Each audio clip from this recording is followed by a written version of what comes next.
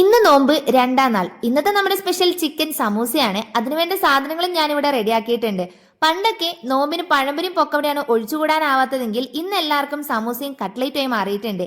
ചട്ടി അടുപ്പത്ത് വെച്ച് എണ്ണ വെച്ച് സവാളയും ഉപ്പും കൂടി ചേർത്ത് നന്നായിട്ടൊന്ന് വഴറ്റിയെടുക്കുക. പിന്നീട് അതിലോട്ട് ഇഞ്ചിയും വെളുത്തുള്ളിയും പച്ചമുളകും ചതച്ചതൊന്ന് ആഡ് ചെയ്യുകയാണെങ്കിൽ നല്ലൊരു ഫ്ലേവർ കിട്ടും. നമുക്ക് വേണ്ട അത്ര മസാലപ്പൊടികൾ ഇടുക. പുഴുങ്ങി വെച്ച ചിക്കൻ ചതച്ച് ചേർത്ത് കൊടുക്കുക. കുറച്ച് മല്ലിച്ചപ്പും കൂടി ചേർത്ത് നന്നായിട്ടൊന്ന് മിക്സ് ചെയ്താൽ നമ്മുടെ കിടിലൻ മസാല ഇവിടെ റെഡി ആയിട്ടുണ്ട്.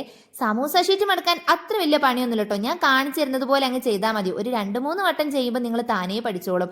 ഒന്ന് എക്സ്പേർട്ട് ആയി കഴിഞ്ഞാൽ മിനിറ്റുകൾക്കുള്ളിൽ നമ്മൾ 100ഉം 150ഉം ഷീറ്റ് വരെ മടക്കി തീർക്കാനായിട്ട് സിമ്പിൾ ആയിരിക്കും.